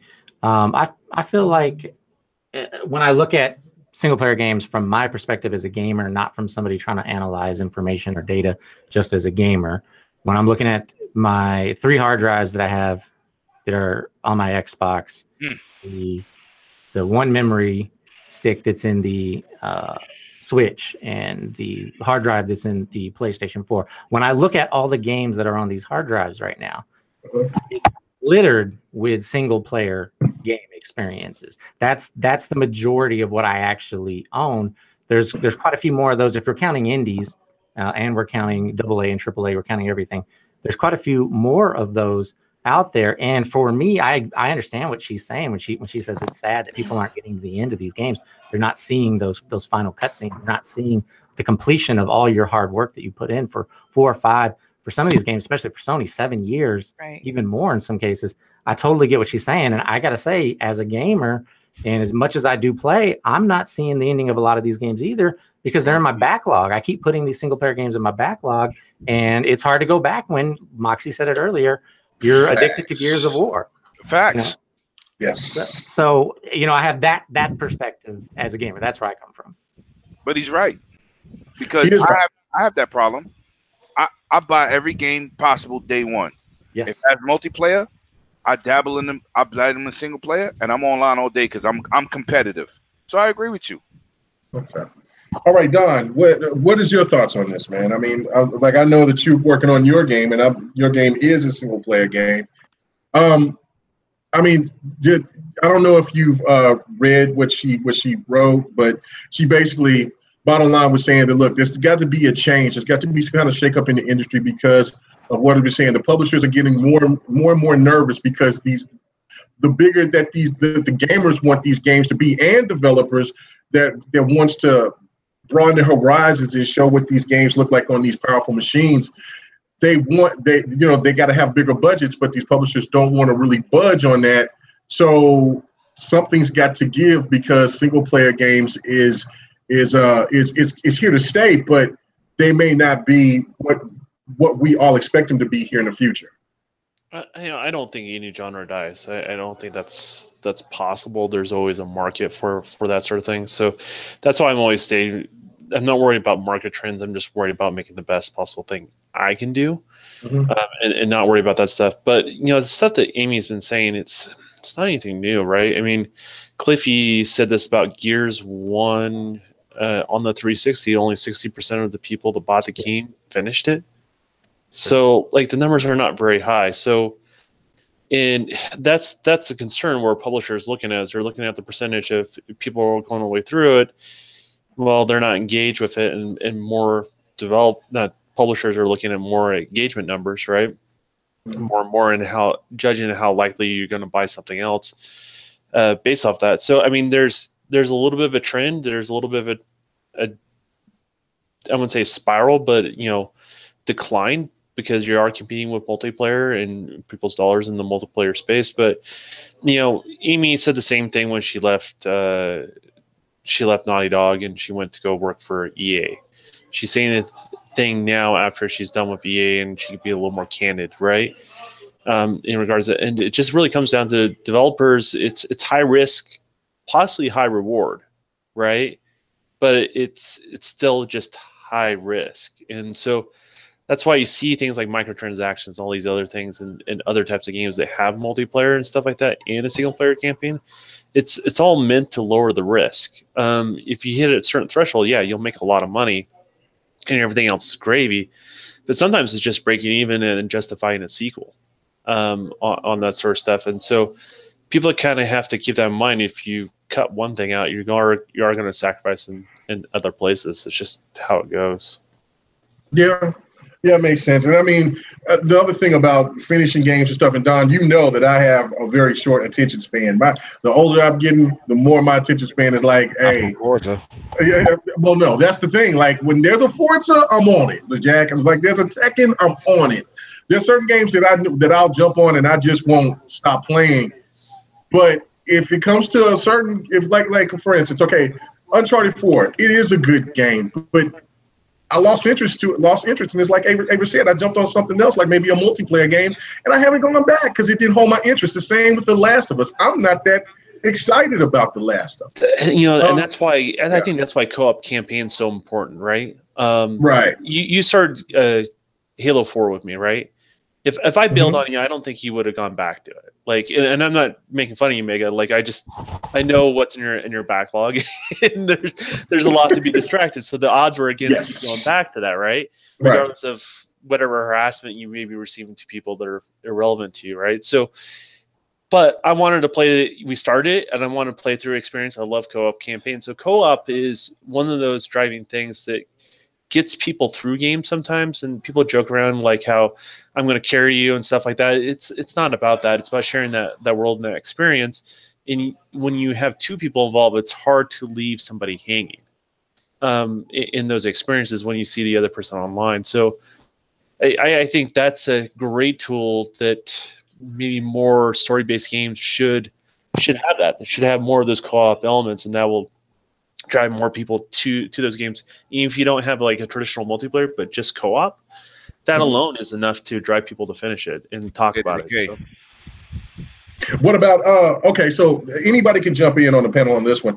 What about like episodic, like Hitman with episodic games that maybe have, like, you hear about Final Fantasy VII Remake is going to be episodic, and you only have an experience of 4 to 10 hours. I mean, do you think that would be that would bring more gamers to jump on because it doesn't require them to stay on a game for 30 to 40, maybe 100 hours? King Mega, it's not about the single playing experience. It's about keeping your audience's attention span. Yep. That's what it's about. Well, that's the point that I'm saying. Good and solid. People gonna stay. They want to sit through and finish it. Not everybody. I mean, we look at the numbers. Like, most of these people don't beat these long single player games. That the problem is that's more of a tale of them losing interest in the game. Period. Yeah. So like that's more of that than anything else. Yeah, that's what it is, man. Because I'm telling you, everybody don't go out there and buy all the games we buy. We have a quantity problem. I mean, the next best thing. I mean, you talked about God of War, right? Like, I mean, most people that buy that game are going to finish it within that 8-month period window. In regards to that, they're going to finish it. But as it stands right now, 50% of the audience that bought it are not interested in finishing it. That's what. But the other 50%. That's the right there. I mean, No, but it's not picking on it. But it's because it's a fact. Reality. Yeah, it's a harsh reality. Send your hate mail to the Don. Hey, you know what? My favorite game only got 60%, so you know it is. Still a lot. What is your favorite game, Don? I'm a big fan of the Gears series. Gears is kind of like my modern day Contra. But Gears is epic. Well, I mean, look, Uncharted is epic to people. Look, it's just 3. I thought Uncharted 2 was really good, but Uncharted 4, just something about it that just, I'm like, okay, I'll get back on it here a little bit later, and then I have not got back on it. But you beat God of War. Yeah. I mean, God of War. I'm a huge fan of God of War. I was a huge fan. I was still skeptical about God of War, but then I jumped on it and I said, oh, you know what? This is cool. But I will say this about God of War. You know what I'm saying? Now this, okay. I should have never mentioned God of War. No. Just going to be real quick on what I say about this. If I was, you know what I'm saying? Big shout out to Avers for hooking me up with Detroit, right? If I played Detroit first and then jumped on God of War, I probably wouldn't have finished it. Because the story on Detroit was so damn good that nothing that God of War came to the table with would have touched that. And I probably would have lost interest in that single player. But back to your episodic question, though. I'm gonna point that out. The problem with the episodic, like that, it's one of those things that doesn't really hold a lot of water. Because if you look at just like people that subscribe to Netflix, they binge watch. Like that is the most common thing, and that's what people try to that type of entertainment. So, like for example, like I've honest guilty thing. I've never played really a Telltale game. I played maybe 5 or 10 minutes of it, and the only one I did try and gave it a little bit of a chance. I'm like, man, I don't even know how many seasons are going to be, and like I don't want to be left hanging, and so I didn't care. You didn't finish no Telltale game? Nope. Batman? Man, I'm with you on that. The Wolf Among Us? Yeah, what's that, Delilah? Mute his mic. He got to go. I can't, like, I'm legit, like, you guys know I've been in this achievement hunting competition or whatever, right? And I fall asleep on every Telltale game. Really? Delilah, the Wolf Among Us? The Wolf Among Us. The Wolf Among Us wasn't all that. It wasn't. No. But that story was crazy. It was crazy, but that story was crazy. I did it to so. That's my favorite. Over Batman. That game was the fact when I realized that none of the decisions didn't matter. Yeah. That pissed me. I'm like, yeah. So I'm basically I could put my controller on, sit it off to the side. Matter of fact, I should do that. Finish the game. But anyway, put the controller on. She's right. And like watch a different movie on a different screen. Well, but it was like 5% decided this. But the story was still gangster. The Wolf Among Us is gangster. But the fact that you know you're going to be left hanging at the end of that, doesn't that discourage you a little bit? A little bit. Is it for me? Nope, because I want a sequel. See that's your but for me, it's like I need something that's more engaging than that. Like, gotcha. To me, it's too. That's why you got Detroit. Slow down. Like I don't. Man, you guys don't understand how much I hate. So when the wolf got shot, you thought he was going to die. Stop talking. That game was. I mean, that wasn't the best. He got shot and all that stuff, and you know. Yo, K-Mega, I don't know if you played that. That was very traumatizing. I beat it. No, it wasn't all that to me. The Wolf Among Us was okay. Okay, whatever. I don't care. He's supposed to be the big bad wolf. Yeah, big bad wolf. Talk, Delilah. The game, I'm like a big bad wolf. Okay, what are 3 Little Pigs? This sucks. You know what I mean? Like that's my home mentality. 3 Little Pigs was 3 little snakes. They were bastards. Man, look, it wasn't. It wasn't. I'm trolling, but seriously, I even tried. You know, also okay, because my husband, he loves Telltale games, so I tried, right? And my and you know, lady, she was streaming. What was it? The Borderlands Telltale game. I fell asleep. Like I'm like, yo, I cannot do it. Like it's just not enough action for me. For that, the Borderlands talking. It's like, yeah. The story of Borderlands was okay. No, you're fine. The beginning of it for me was boring as hell. But then when it kicked off. When it got toward the middle end, it got really good. But that still, to me, is a waste of money. If it wasn't that I bought that whole pack, I would have been pissed off that I just bought it individually. And actually, it was what kept me away from the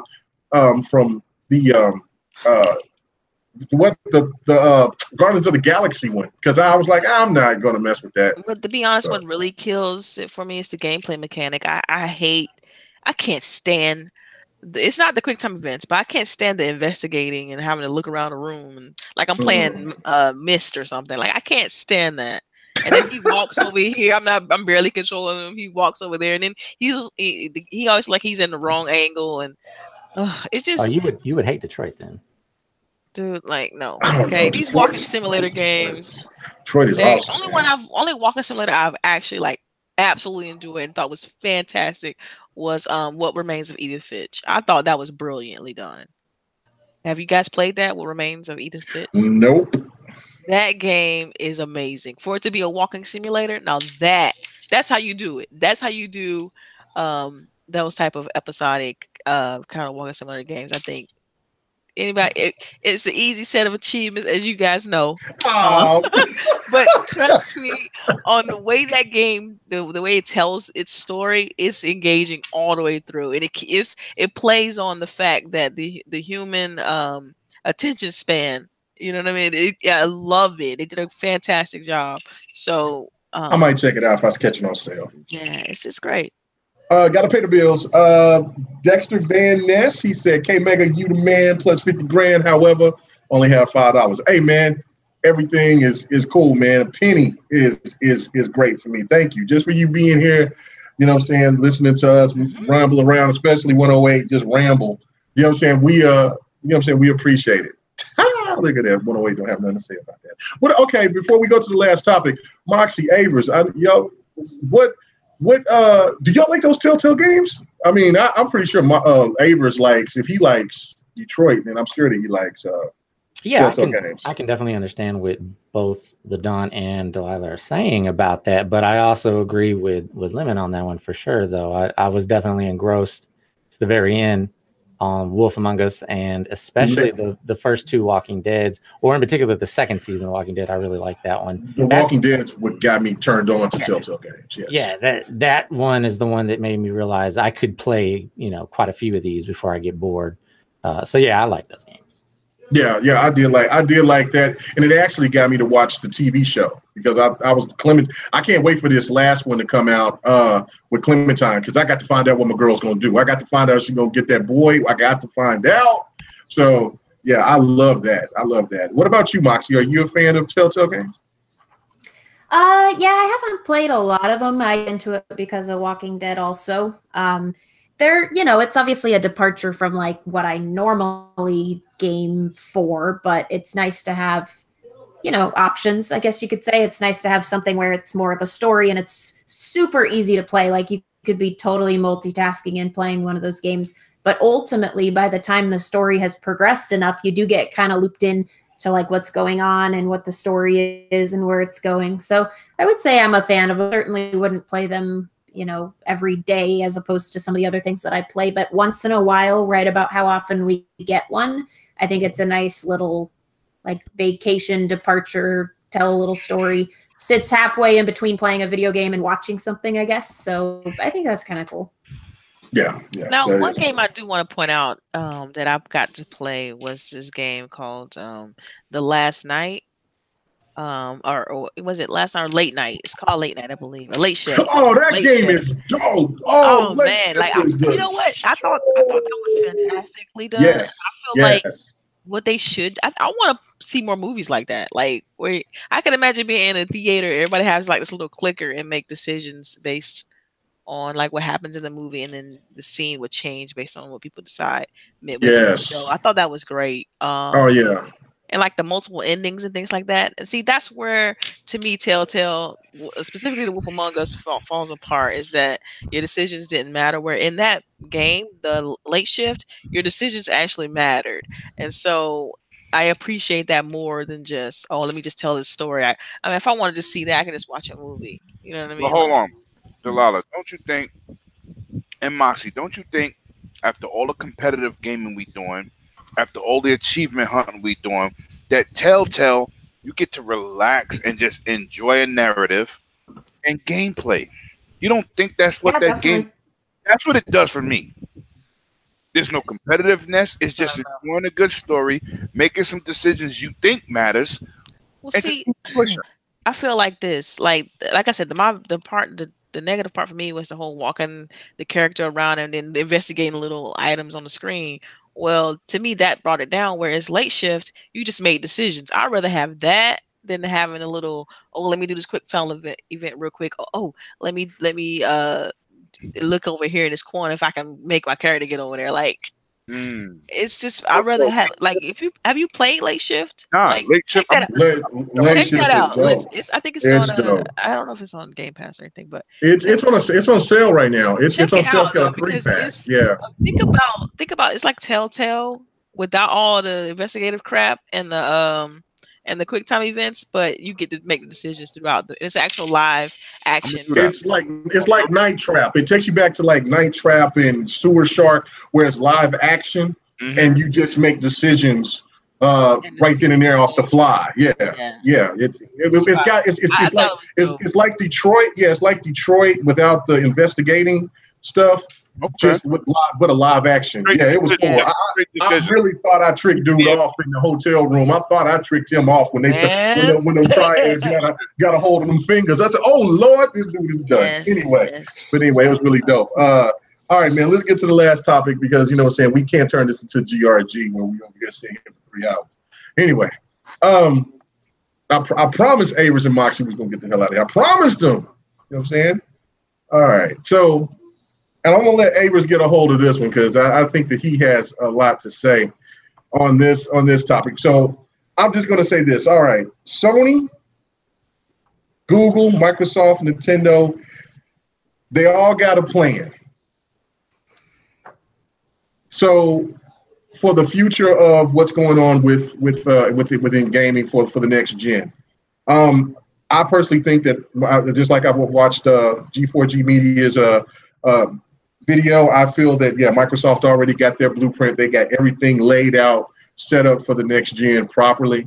And I think that what's going on with PlayStation right now, a lot of people could just look at the success of what they're doing right now and think it's automatically just going to flow straight up to what's going to happen next gen because of what's going on this gen. That's yet to be determined. I know that they've still got a lot of buzz.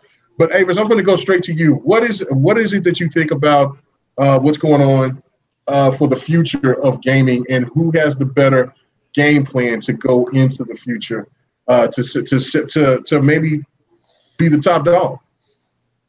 Well, it's not just because we are primarily we prefer the Xbox Live ecosystem to a PlayStation Network ecosystem, or what Nintendo's coming out with their new online system. It's not just that. I think most of us could probably agree here, if not all of us, that Microsoft does seem like they really have all of their affairs in order. And if you didn't know that before E3, you should definitely know that now after everything that was said on stage, after everything they presented to us. They showed us essentially their game plan, that they're opening new studios, they are acquiring new studios. Obviously, those studios are there to make new games that we would not have had otherwise, that would have never been made otherwise. They doubled their studios in one day. So it's pretty obvious that they're throwing the entire weight of the entire company behind their future in gaming. And we said this on one of our first episodes of G4G, our weekly recap show. They got into that range of 9 to 11% of Microsoft's money, which is a big deal for a $700 billion company the way they are. That's a lot of money we're talking there. They want to double that. They want to get into the 20% range and maybe even further than that if they can someday. So that's the reason why they're making this big push. Pretty easy to see that they have it all together. Nintendo kind of just got started with the Switch for this generation, so it's going to be a while before we see something new from them. They're probably going to give us a second version of the Switch the way they usually do when they have a very successful piece of hardware. And Sony is the wild card in a way, kind of, because they're being very quiet. They're not really saying what they're going to do. They're intentionally telling investors when they're asked during interviews after their conference calls. They're intentionally not saying anything about hardware. They're not saying PS5. They're not saying the words next gen. Even when asked very specifically about those things, it's easy to say, well, yeah, we have a PS5 coming, but this and this. We've got 3 years where we're going to transition some things. They don't say that. Instead, they say, well, we're going to crouch down for 3 years to leap higher in the future. Very vague statements that you can't nail down. They are asking developers, though, what they want in their next hardware. So, but there was a question that has been pushed for you. We talked about it in the pre-show.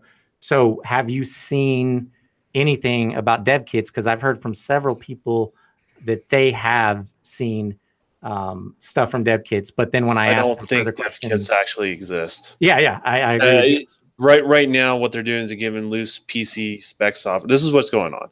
Mm. So that whole rumor where everyone thought there was actual dev kits, no, that's just a rough spec that someone can build a PC around a certain target performance, so they can kind of prepare along those lines. It's no different than when Xbox went on stage and told you the memory bandwidth, told you how much RAM it was going to have, told you it was going to be a 6 T-flop machine.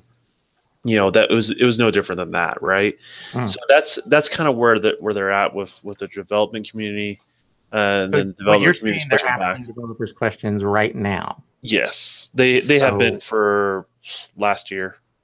So if they're asking those questions right now, that means there hadn't already been hardware in an R&D stage of development. No, that means they have been in R&D, but there's some things that are not finalized and some things are still flexible. Okay. Well, what we're hearing from the people that are coming back at us is that no, they actually have dev kits already there at their developers and some third-party developers. Well, third-party, I doubt. That's maybe if it's first-party, it's under lock and key. Yeah. So that's how it works. When it's like what they told the people for Nintendo.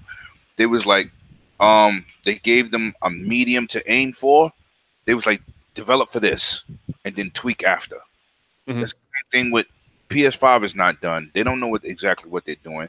They know where they want to go, but anything right now is projected stats, not a product. So what do you guys think what's the reason for not telling investors, somebody that they've always been honest with in every other previous generation? We found out information from Wall Street and K Street in previous generations. We found out from them, they verified, and then the analysts would talk about it, and that's how we would know for sure, yes, next gen is coming.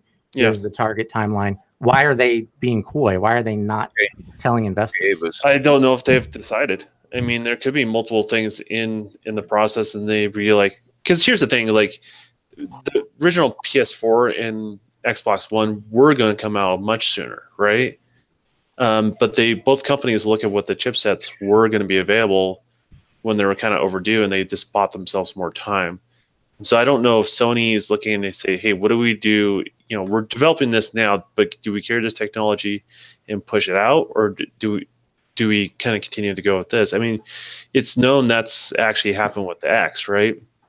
They could have done a very similar spec, and they looked at it at one time, similar to the Pro, but they made the judgment call: if we release at this time, we're able to do so much more. So let's target that. So I don't know where the investment, where the money's coming from, or what the story is. I mean, it could be, I heard your theory on them doing streaming or a streaming partnership.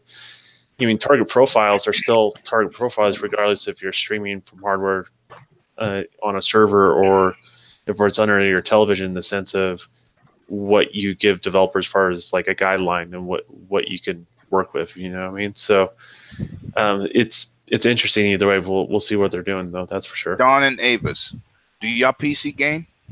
I do. Okay. I have a gaming PC, but I do not play there. I hardly play over there. I got a monster PC, but I hardly play. But we're in a turning of tides. Okay. The Vega system came out, right? It's supposed to be cheaper, more powerful, stream better, give you better graphics for bang for buck, right? And then we're also in the transition change of the 10 series to the 1100 series. So where do AMD go from here? Because right now, even with their top graphic card, they're still inferior to the 1080 Ti or the Titan. We all know this already. Not necessarily. Overall, they're lacking. Now, if you want to say, I just want to stream and play games, that Vega system is a monster. But just raw power, NVIDIA still got the beast. What I'm saying is we're still in an in-between form factor. The only thing that's separating these current gens, which the current gens we got right now, was based on 2011 architecture when they released in 2013. Anybody know the history of video games? When a console comes out, it's usually 6 months ahead of the top graphic card at the time when they release. This is the first time a generation for a console has been behind the 8 ball. Yeah, but that's never really going to happen again. Here's the thing. It won't happen again. What I'm saying is this is what happened this generation. That's why we got these mid-level But we're comparing apples and oranges when we're going down that path, because PC gaming had a glass ceiling for what people were willing to pay on graphic cards and other components to make up their PC. That glass ceiling has been raised quite a bit since then. So console gaming still is stuck at this $400 to $500 ceiling. Yeah. So that's why you'll never see consoles supersede PC, because PC gaming has this whole different market that spans from ridiculous amounts of money to, hey, what can I buy when I walk into a Best Buy? So I mean, that's just the weird. Yo, we just can't compare game there. on PC, right? Yeah. No, the high-end gamer is the minority. Yeah, absolutely. Everybody buy 1050 Ti's. But the minority is what subsidizes the cost of our new hardware. Oh, no question. Right. So I mean that's why PC gaming is essential as far as that goes. But as far as PlayStation investment, I don't. Back to Avers, what he was saying, I don't know where they're at as far as the finances going along the lines. I just know they have had the fillers out. They have given specs to developers. The question is, what are they doing with that information? That's a really good question, right? Everybody aims at a certain feeling with these early dev kits. Look at the Xbox One X dev kits. They got what, 24 gigabytes of RAM? That's not even realistic. And then they have to bring it down and was it 12? Well, no, the dev kits, not the console. Dev kits is more powerful than the console. Yeah. They start high at the ceiling and they tweak down to make the games fit on the base console. That's what they do. They've been doing the same scenario for years. So when you look at a dev kit and you say, oh, the PlayStation 5 got 64 gigabytes of RAM, but the console ain't going to have 64 gigabytes of RAM. That's all I'm saying. That's all I'm saying. So, all right. Well, Moxie, you know what I'm saying? Look, we're gonna have to start wrapping this up. Moxie, what do you think about who has the best strategy to coming into the next gen, and touch up on a little bit of what Avery was talking about with the PlayStation 5. I mean, now since you heard what Don had to say, does this change your perception about some things about the PS5, or are you still having lingering questions? What's going on in your area, in your camp? Let's say. I would say I would echo Avers in saying I think right now Microsoft has the clearest strategy. So it's really hard to say what Sony's strategy is because they are being a lot quieter than they typically are. So we're not hearing much from them in terms of what they're working on, where Microsoft is like doing all the things you would want to do to essentially show that you are absolutely solidified in gaming, you're growing in gaming. You got the games, you've got the best hardware. I mean, they're just constantly firing on all cylinders at the moment, and they definitely gave us a roadmap at E3. I kind of put Nintendo in its own category. I think they're succeeding as much as you should expect Nintendo to succeed. Right. So if you kind of look at Sony versus Microsoft right now, it's like they've swapped places in the sense that Sony isn't really saying anything. And my perspective on PS5 is ultimately the same. To me, sounds like, well, very, very early in the process or even ahead of the process, they could be asking questions. They could be giving hypothetical specs, but not actually have anything in the works. So that doesn't necessarily make me think that they're a lot further along than what I have been thinking, because PlayStation doesn't ever work on something and not announce it. Like the moment that PlayStation solidifies just the fact that they're going to work on a particular thing, they're talking about it. So it would be very abnormal for Sony to have a PlayStation 5 actually physically in development and not have said that, especially to their investors, which was the point that Avers was making, was they did a 3-year plan with investors through 2021, and they said nothing about PS5. Did they do the same thing with VR? I'm just curious because I don't follow the same numbers you guys do. Because I know in VR there were 2 years in development before they kind of let the public know about it. I don't recall what their strategy was with VR. I mean, they would just either reinsure you guys' numbers or the other way around. There wasn't no strategy with VR. Yeah, it was a reaction to everything going on. If you guys remember, let's go back. I don't remember what year this was, but we heard a lot about Oculus. We heard that was coming. That was the next big thing. What was it? Palmer Luckey, I believe was his name. And then eventually Facebook got involved, and they're like, wow, they really started to believe we got a couple billion people on Facebook. What if we can push VR to a couple billion people? So that swept up that entire movement. And then Sony took notice, as anybody would, and they jumped right in on it. And then they doubled down on it at some point in time and had a lot of their developers working on VR games. Now, information comes out, they find out it's not all that profitable. They said the same thing recently about PS View. They weren't able to make profits off of those things. So they're looking at it, is what they say whenever investors ask them about those things. They won't say they're canceled. They won't say their legacy. They won't say we're coming out with a version 3 or a version 2 or whatever it is. They're being extremely vague about those two things. And they're being extremely vague about PlayStation 5. Just to add an extra thing, though. So somebody that was trying to talk back and forth with us in the comment section of that video sent me some information today, and I started to research some of the things that he put in there. One of the things that he put in there, he was talking about this is tangible proof that a PS5 is going to be developed in the next 3 years. And it was something to do with the Navi GPU, essentially, that AMD is supposedly developing. And if you read this series of articles that are available out there, you basically come to find that it's a lot of conjecture. It's a lot of people speculating, and they ultimately admit that if you they don't know nothing. Yeah, and it's and essentially what they do know about this Navi, this GPU, is that there's going to be 3 different versions of it. The first 2 versions come out between the end of 2019 and the beginning of 2021. The third version is scheduled for the end of 2021, which puts that's the one that's supposedly going to be in the PS5.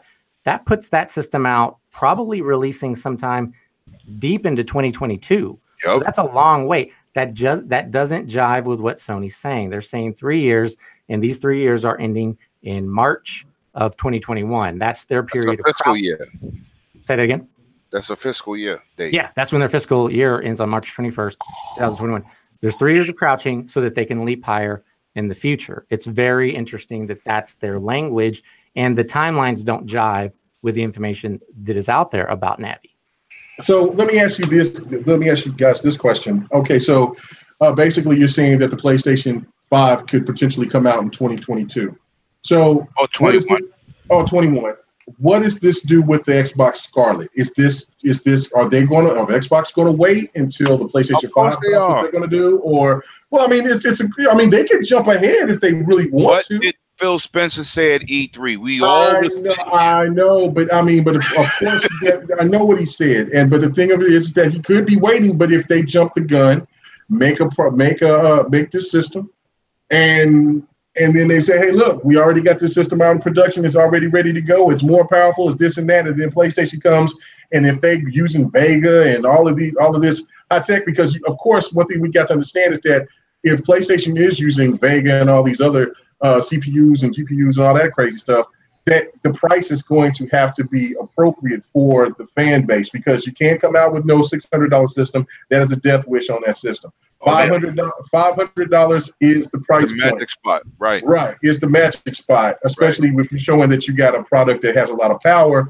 So, but it then becomes where I've always said at the end of the day is what's going to make Sony continue to win is backwards capability and their services. Now we know that they're going to get with services, but why is it going to be? They're going to do enhancements to PlayStation Now, or are they going to in backwards and forwards capability? They have to do those things, or Xbox is going to catch them. That's my theory. I don't know. I could be wrong. I'm going to jump in this real quick. First of all, you've been jumping in a lot. Yeah, because I got a lot of information. But it's like we ain't got a lot of time. No, I'm gonna make it short and sweet. Okay. Damn, Mega, let me talk. God damn, nah, for real. Microsoft has said going forward, the backwards compatibility will be always. You will carry everything from this generation, the last generation, and the generation before that, which is OG Xbox. Everything will be carried forward. And for those people that's listening, that's part of that PC master race, that's what makes the PC master race. It's not power. It's taking all the games you purchased and moving forward and keep it moving. That's what the PC master race is. People think the PC master race means power, and it doesn't. So Microsoft is already on board to move forward. Now, another thing, I'm not going to say Nintendo don't have a clue. And I'm going to tell you why. Nintendo got a lot of Wii U games on the Switch, and they shot their load. You could tell from E3 the way they stocks fell after that, because at first people was hyped. Portable system, pop it in, on the go, has everything. But all the games that people are buying from Nintendo are all Wii U games. So when it comes to the future, Sony has showed that first party can sell with their first party titles. Microsoft has showed with the online side co-op. That's where it's at. So from the two big boys, the collective of ideas are working towards the future. They only can learn from each other. What about Google? They're a player. Ooh. They're coming. Google, they're coming. The only thing Google got is money. The Yeti is coming out the weeds. Has anybody on the panel seen any proof or heard anything that for sure? Matter of fact, I was just seeing a video today. Video today talking about the Yeti and that Google is really coming. I've seen other articles this week that's really saying that Google is being a player.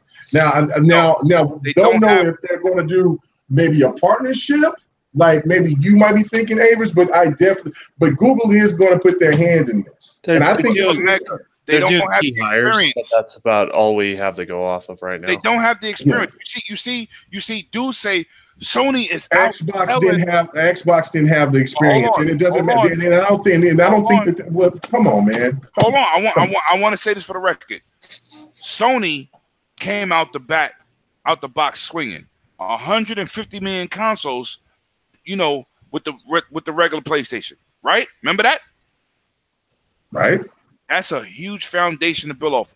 They have raised. It doesn't matter. Okay, look, this is the thing you're not getting. They got the financial backing to come in and to take a loss. That just like Microsoft. Microsoft can't get into the loss. I'm not saying you don't believe that Google ain't going to make a move. Listen to what I'm saying. What I'm saying is Microsoft got into the console game way after that 150 million. They was fighting PS2 at that point. What I'm saying is that 150 million. How many years did the PlayStation, the original PlayStation run? How many years? It's been 25 years. It's been about 25 years. No, how many years did it run before PlayStation 2 kicked in? 6, 7? What are you talking about? You got me confused. You just jumping around. No, I'm not. I said how many years did PlayStation 1 run before PlayStation 2 came out? About 5 or 6 years. Yeah, about to about like what, 98, 99? So how many years is that? I don't know, about five years or so. Okay, so 6 years. 150 million people was PlayStation fans, including myself, for a long time. Well, what's this got to do with Google? No, what I said is no. Listen, you asked who's going into the future. Man, can we get Delilah to talk? Because she's been sitting here quiet for a long time. Yeah, we got guests and everything, man. All right, my bad. Yeah. You see, you ain't let me finish, but okay. You act like we online. You see, you're asking, you giving trivia and stuff, man. Nobody got time for that. My bad, Delilah. Jesus, you're right. Trivia, how many such and such and such and such? Am I gonna get a present or a gift after this? Like, if you want one, damn. Oh man, okay. Go ahead, Delilah. I mean, she lost points. I've been listening, you know, it trips me out because it's like, in regards to next gen, I'm not even ready for next gen. Like, this is a hot topic right now. People are talking about Scarlet. I'm just getting, used to my Xbox One X. I'm enjoying it. Yeah. I want to have that for a couple of years before we talk about the next generation. I don't understand why we have to force this generation. I'm not ready for it. I think the games that's coming out look fantastic. They play well. So I don't know how much better this all can get. I guess I'm looking at it like that. Like, graphic fidelity is already top notch for me. I'm satisfied. I'm just like, bring the games, bump the hardware. I don't care about the hardware. Bring the games. That's what I care about the most. True, and that's another thing about the blueprint. This is like me pivoting or skipping the topic because, but I do to answer your question. I do think that Microsoft will release their console before Sony does. I think it's going to be 2020 or 2021, which, like I said, still to me a little bit too soon. But I think Microsoft is there for what they showed us at E3. They're setting themselves up to be extremely successful. I mean, with the extra studios. I mean, even if each one of those new studios come out with one new IP or game, that's bolstering their portfolio. They already got a fantastic IP backlog. I think if they play their cards right, it will be like no competition for next generation in regards to like the games and the quality of games across both platforms, across Sony and Microsoft at least. As far as Nintendo is concerned, I do worry about them. But the Switch for them has been extremely successful. But people still play their games on their cell phones, so they probably will have a tougher time with that in regards to like getting people to fully switch on to just a handheld console, 100% instead of their phones. Now, if they come out with like a phone gaming platform hybrid, then I feel like Nintendo will have a better chance than what they do right now. Maybe that I'm just thinking about it in an old school setup with old school mindset. I don't know, but I feel like right now, especially if their stock has anything or any indicator to where they're headed, they should be worrying like right about now. Yes. So yeah. Yes. The Labo wasn't the business. Labo was definitely not the business. Not the business. So all right, and we're gonna close it out with the dime. What do you think, man? I mean, who has the better blueprint to get to the next gen and start solidifying themselves as being the front runner? Well, PlayStation has the unknown blueprint, right? Like we don't know what they're doing. If you really dive deeper, they say they do believe in traditional console cycles, but that's all we really have to go off of. Hey, Dom, before you continue, I want to say this. You said Sony, we don't know what Sony's doing. I found interesting that before E3 that no one knew what Microsoft was doing. It was like a huge question mark on what Microsoft was. Well, I think people want to put a big cloud over them. It was like an intentional, like, anti-fan base. Yeah, like, I just remember hearing that same phrase. So yeah, Microsoft's doing. It doesn't mean people should lose their mind over Sony or anything like that. It's just that's where we're at right now, right? But I can agree with that because you know we saw a lot of, especially the last couple of years, we saw a lot of execs that have been in position for a long amount of time leave that company, or change position, or just become a chairman, or just pivot to something else. So yeah, I mean, a lot of known faces left the Sony platform. But yeah, I mean, doesn't mean that'd be for the good. We don't really know how that all pans out, right? It's definitely going to be different. I think that's the one thing we can take from that. I think Xbox is just kind of starting to do what they do best, which is kind of beat their own drum, right? I think they're going to release hardware when it makes sense, when it's the right time, when it's the right money for their customers, right? I think if they are really trying to dissolve the whole generational thing, it really doesn't matter when they release it. You know, as far as like their competition, they're just going to release their products when it makes sense, and drive it forward for them, and slowly pull people into that ecosystem. I think that's really the main goal, because it hasn't been a console war for quite a while. It's really been a war over ecosystems, and keeping people engaged in those ecosystems so people spend money. So I think that's what Microsoft is doing in the whole iterative hardware, is just to keep people engaged. That's the general idea. Just like how people are constantly engaged in PC because it's iterative hardware. They can do whenever they want to do an upgrade if they get bored, or they don't have to, and they just kind of get what they paid for at that time. So I think Microsoft's got a strategy that's proven on the PC side of things, and I think it can work on the console side of things. That makes perfect sense. So as for me, I'm going to be quick, and I'm not going to go 108 dragon on you. There's only one lemon, sucker. Hey, we both light skinned, bro. Anyway, no. As for me, I think that of course. Well, yeah, I know the lemons got me confused right now. I'm just saying random stuff. So, let's talk about tomatoes. No, I'm just playing. Let me stop. For me, as I'm looking at the blueprint, look, PlayStation is in the forefront of having another successful generation. I think of, just like everybody else on the panel, that they're being quiet about things. Also tells me that there will be no PlayStation 5 coming out here in the next year or two. I think that I think me personally is that what it all boils down to, who's going to start gravitating the public is going to be, like it was in the beginning of this generation, is price. And this new word that's been coming out is user base. Cross-play is going to play an effect on this. And also it's going to be backwards and forwards capability.